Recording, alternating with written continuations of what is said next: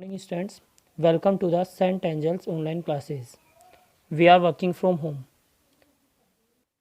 Students, in the last video we have discussed about the SN1 reaction. Now we will discuss about the stereochemical aspect of nucleophilic substitution reactions.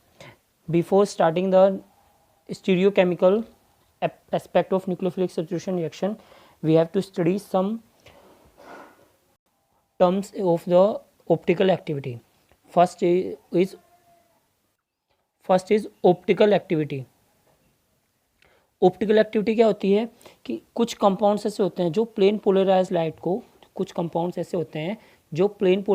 को either clockwise या anti clockwise rotate कर देते हैं. उन compounds को हम क्या बोलते हैं? Optically active compounds. और इस फिनोमिना को हम क्या बोलते हैं? Optical activity. Plane polarise light क्या होती है? जैसे ऑर्डिनरी लाइट होती है. ऑर्डिनरी लाइट में क्या होता है? हर डायरेक्शन में इन एवरी डायरेक्शन में क्या होते हैं? इलेक्ट्रिक फील्ड और मैग्नेटिक फील्ड के वाइब्रेशंस होते हैं, जो आपने पढ़ा था 11th क्लास में कि जो ऑर्डिनरी लाइट होती है उसमें इलेक्ट्रिक फील्ड और मैग्नेटिक फील्ड के वाइब्रेशंस होते हैं. तो अगर ये हर डायरेक्शन में होते हैं, हर एक प्लेन में होते हैं, या हम इसमें कह सकते हैं हर एक प्लेन में होते हैं ये. अगर हम इसको निकोल प्रिज्म से पास करें, यानी अगर हम ऑर्डिनरी लाइट को निकोल प्रिज्म से पास करें, तो ये क्या करेगा? बाकी सभी वाइब्रेशंस को तो एब्जॉर्ब कर लेगा, लेकिन बस एक वाइब्रेशंस को, एक प्लेन के वाइब्रेशंस को, एक ही प्लेन के वाइब्रेशंस को ये अपने अंदर से पास आउट होने देता है. यानी बाकी सारे तो क्या हो जाते हैं? एब्जॉर्ब हो जाते हैं. जितने भी वाइब्रेशंस बचते हैं वो केवल एक ही प्लेन में बचते हैं. तो इसलिए हम इसको क्या बोलते हैं? प्लेन पोलराइज लाइट, क्योंकि इसके सारे वाइब्रेशंस क्या होते हैं? एक ही प्लेन में होते हैं. तो जब इस प्लेन पोलराइज लाइट को इसको शॉर्ट में PPL भी बोल देते हैं. प्लेन पोलराइज लाइट को जब किसी कंपाउंड से अगर हम पास कराते हैं, और अगर पास कराने पे वो कंपाउंड इस प्लेन पोलराइज लाइट को आइदर क्लॉकवाइज या एंटी क्लॉकवाइज अगर ये इसको रोटेट कर देगा, तो इसको हम क्या बोलेंगे? Optically active compound. और अगर ये इसको रोटेट नहीं करेगा तो हम इसको क्या बोलेंगे? Optically inactive compound. क्या बोलेंगे हम? Optically inactive compound.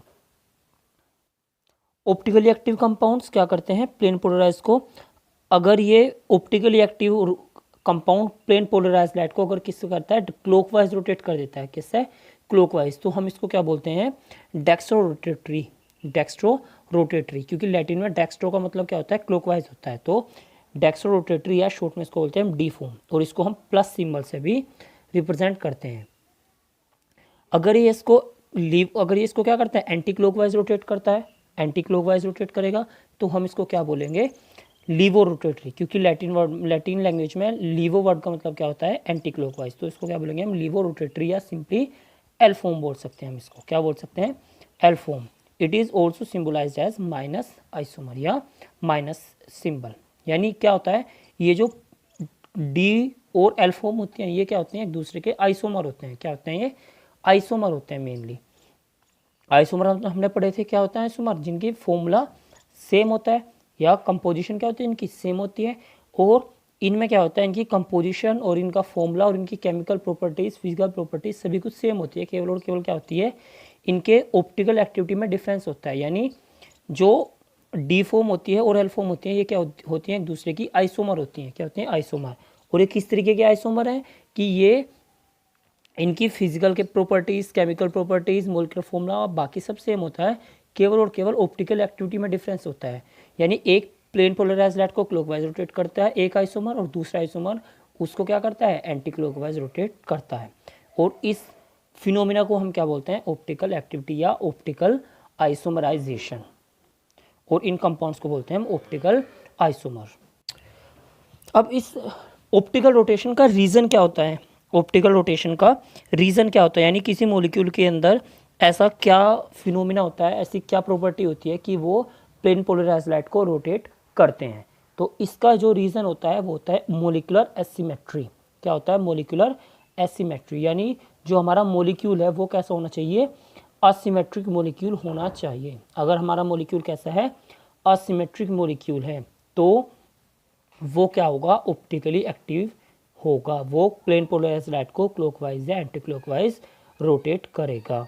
और अब आपको पता है, और पास्टर ने क्या कहा था कि ये जो ऑप्टिकल एक्टिविटी होती है ये एसोसिएटेड होती है किसके साथ, with the 3 dimensional arrangement of atoms in molecule. इसी को हम क्या बोलते हैं, 3 डायमेंशनल अरेंजमेंट को कॉन्फिगरेशन बोलते हैं। तो जो डी और एल फॉर्म होती हैं वो एक दूसरे से किस में डिफरेंस होता है, उनमें केवल और केवल 3 डायमेंशनल अरेंजमेंट में, या हम क्या बोलते हैं कॉन्फिगरेशन में डिफरेंस होते हैं। यानी जो डी और एल फॉर्म होती हैं वो एक दूसरे से स्पेशल अरेंजमेंट या 3 डायमेंशनल अरेंजमेंट में एक दूसरे से डिफर करती हैं। यानी जो एक ऑप्टिकली एक्टिव कंपाउंड होगा वो कैसा होगा, मॉलिक्यूलर एसिमेट्रिक होगा, यानी सॉरी वो कैसा होगा, असिमेट्रिक होगा। और उसकी जो दोनों फॉर्म है डी फॉर्म और एल फॉर्म, डेक्स्ट्रो फॉर्म और लीवो फॉर्म, वो क्या होंगी, एक दूसरे से 3 डायमेंशनल अरेंजमेंट में ही डिफरेंट होंगी। अब कोई कंपाउंड असिमेट्रिक है या नहीं है, उसको हम कैसे पहचानेंगे कि कोई मॉलिक्यूल एसिमेट्रिक है या नहीं है। तो उसको हम पहचानते हैं किराल सेंटर या एसिमेट्रिक कार्बन से। ऑर्गेनिक कंपाउंड में किसी मॉलिक्यूल को एसिमेट्रिक देखने का क्या तरीका है कि हम उसको क्या देखते हैं कि उसमें कोई किराल सेंटर या कोई एसिमेट्रिक कार्बन है क्या। एसिमेट्रिक कार्बन क्या होता है, अगर किसी कार्बन की चारों वैलेंसीज क्या होती हैं, डिफरेंट ग्रुप्स या एटम से सेटिस्फाइड होती हैं, तो उसको हम क्या बोलते हैं, असिमेट्रिक कार्बन या किराल कार्बन या chiral centre. If all the substituent attach to a carbon are different, यानी अगर एक कार्बन से चारों ग्रुप डिफरेंट चारों ग्रुप जुड़े होते हैं तो उसको हम क्या बोलते हैं, किराल कार्बन बोलते हैं। और उसमें एक और प्रॉपर्टीज होती है क्या, कि वो the mirror image of molecule is not super impose, यानी जो मॉलिक्यूल की मिरर इमेज होगी वो मॉलिक्यूल के ऊपर सुपर इम्पोज यानी ओवरलैप नहीं करेगी। यानी दो कंडीशन, एक ही कंडीशन है वैसे तो हम क्या कहेंगे कि उसकी चारों वैलेंसीज डिफरेंट ग्रुप से सेटिस्फाइड होनी चाहिए और उसकी जो मिरर इमेज है वो क्या होनी चाहिए, नॉन सुपर इम्पोज होनी चाहिए किसके ऊपर, मॉलिक्यूल के ऊपर। उस कार्बन को हम क्या बोलते हैं, असिमेट्रिक कार्बन या किराल कार्बन। और ये कैसा होगा, असिमेट्रिक होगा, यानी इसमें कोई सिमेट्री नहीं होगी, as it would lack of symmetry. Next, the asymmetry of molecule along with non superimposibility on mirror image is responsible for optical activity in organic compound। जैसे मैंने ऊपर बताया था कि asymmetry of molecule की asymmetry क्या होगी, और along with non superimposibility, यानी किसी molecule में asymmetry होनी चाहिए और वो कैसा होना चाहिए, non super imposable mirror image होनी चाहिए उसकी।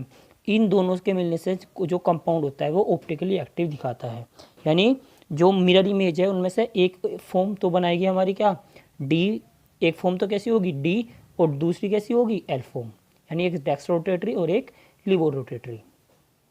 जैसे एग्जांपल हम लेते हैं क्या, ब्यूटेन टू ओल। अगर इसके स्ट्रक्चर बनाए तो अगर हम इस कार्बन को देखें, इस कार्बन के 4 ग्रुप में क्या, एक से H जुड़ा हुआ है, एक से OH जुड़ा हुआ है, एक से CH3 जुड़ा हुआ है, एक से CH2CH3 जुड़ा हुआ है।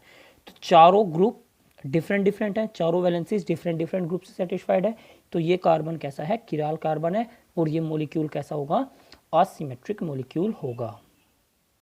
अगर हम इसमें देखें ब्यूटेन टू ओल की 3 डायमेंशनल स्ट्रक्चर अगर हम बनाए, टेट्राहेड्रल स्ट्रक्चर ऐसी होती है, तो ये इसकी टेट्राहेड्रल स्ट्रक्चर है। अगर हम इसकी मिरर इमेज बनाए तो इसकी मिरर इमेज में क्या होगा, जैसे OH है ये इधर है तो इधर आ जाएगा, CH3 एज इट इज़ इधर से इधर आ जाएगा, यानी इसकी जस्ट क्या होगी, मिरर इमेज बन जाएगी।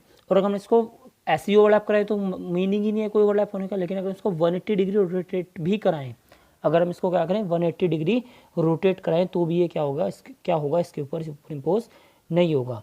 मिरर इमेज बनाने का सिंपली क्या तरीका है कि हम क्या कर सकते हैं, केवल जो चीज़ लेफ्ट में है उसको राइट में ले आएंगे और जो राइट में है उसको लेफ्ट में ले आएंगे। क्योंकि जैसा अगर आप देखते हो मिरर के सामने अगर आप खड़े होंगे तो आपका जो लेफ्ट हैंड है वो राइट की तरह बिहेव करता है और जो राइट हैंड है वो आपका लेफ्ट की तरह बिहेव करता है। तो बिल्कुल सेम हम यहाँ पे करेंगे। जैसे OH, इस कार्बन के अगर हम देखें OH राइट साइड में था तो यहाँ पे हम OH किस में ले आए, लेफ्ट साइड में ले आए। और यहाँ पे CH3 पीछे जा रहा था पेज से, यानी ये क्या होता है, डॉटेड लाइन जो होती है वो क्या दिखाती है, बिलो द प्लेन, तो बिलो द प्लेन ही जाएगा बस। इधर ये किस में था, लेफ्ट साइड में था तो किस में चला जाएगा, राइट में चला जाएगा।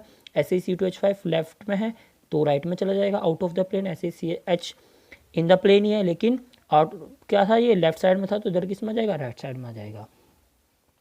180 डिग्री रोटेट करने का क्या तरीका है, सेम चीज़ें हो जाएंगी। 180 डिग्री रोटेट करने में जो लेफ्ट वाली चीज़ें हैं वो पीछे चली जाएंगी, जो राइट वाली चीज़ें हैं वो आगे आ जाएंगी। लेकिन इसके साथ साथ 180 डिग्री रोटेशन में क्या होता है कि जो फ्रंट वाली चीज़ें हैं वो बैक में चली जाती हैं और जो बैक वाली चीज़ें हैं वो फ्रंट में आनी जाती हैं। यानी जो एटम बिलो द प्लेन है वो आउट ऑफ द प्लेन हो जाएगा और जो atom out of the plane है वो बिलो द प्लेन हो जाएगा। ये रूल होता है 180 डिग्री रोटेशन का। ऑप्टिकल एक्टिविटी का रूल सिंपल, यानी ऑप्टिकल एक्टिविटी में क्या होता है, जो मॉलिक्यूल बिलो द प्लेन है वो बिलो द प्लेन ही रहेगा, लेकिन लेफ्ट से राइट चला जाएगा या राइट से लेफ्ट चला जाएगा। तो ये कुछ पॉइंट्स हैं जो आपको याद रखना है मिरर इमेज बनाते हुए या 180 डिग्री रोटेशन करते हुए। तो 180 डिग्री रोटेट अगर हम कर रहे हैं तो OH लेफ्ट था राइट आ जाएगा, लेकिन क्या होगा यहाँ पे बस जो CH3 इधर इसमें क्या था बिलो द प्लेन था, तो 180 डिग्री रोटेशन के बाद क्या होगा आउट ऑफ द प्लेन आ जाएगा। C2H5 out of the plane था, 180 डिग्री रोटेशन के बाद क्या होगा बिलो द प्लेन चला जाएगा। तो अगर हम इन दोनों को देखें, ये जो मिरर इमेज है ये क्या है, एक दूसरे के non super imposable mirror image बना रहा है। इसलिए हम क्या कह सकते हैं कि जो ब्यूटेन टूल है वो असिमेट्रिक भी है, चौरो वैलेंसी डिफरेंट भी है और वो non super imposable mirror images भी बना रहा है। तो ये कैसा है, एक किराल मॉलिक्यूल है। नेक्स्ट एनेंटियोमर की अगर हम बात करें, एनेंटियोमर क्या होते हैं, जैसे मैंने बताया कि जो मिरर इमेज होती हैं एक दूसरे की, जो non super imposable mirror image होती हैं उन्हीं को हम क्या बोलते हैं, एनेंटियोमर्स बोलते हैं। क्या बोलते हैं, एनेंटियोमर्स। और इन एनेंटियोमर्स में क्या कि अगर एक डी फॉर्म होगी, अगर एक इमेज डी फॉर्म होगी तो उसकी जो मिरर इमेज होगी वो कैसी होगी, एल फॉर्म होगी। अगर हमारा कंपाउंड डी फॉर्म है तो उसकी मिरर इमेज एल फॉर्म होगी, और अगर हमारा कंपाउंड एल फॉर्म है तो उसकी मिरर इमेज कैसी होगी, डी फॉर्म होगी। If one enantiomer is dextrorotatory then another will be laevo, यानी जो एनेंटियोमर है non super imposable mirror image है उनमें एक अगर लीवो रोटेटरी है तो दूसरा डेक्सो रोटेटरी होगा। नेक्स्ट पॉइंट आता है हमारा रेसिमिक मिक्सचर। क्या आता है, रेसिमिक मिक्सचर। रेसिमिक मिक्सचर क्या होता है कि अगर हम 50 डी और एल फॉर्म को इक्विमोलर अमाउंट में लेते हैं, इक्विमोलर अमाउंट में लेते हैं, यानी जितने मॉलिक्यूल डी फॉर्म के हैं उतने मॉलिक्यूल किसके हैं, एल फॉर्म के हैं। तो इसमें क्या होगा, डी फॉर्म जितना उसको डेक्सो रोटेट करेगी, यानी जितना उसको क्या करेगी, क्लॉकवाइज रोटेशन करेगी, एल फॉर्म क्या करेगी उसका उतना ही एंटी क्लॉकवाइज रोटेशन कर देगी। तो नेट रोटेशन कितना होगा, 0। तो इसको हम क्या बोलेंगे, रेसिमिक मिक्सचर।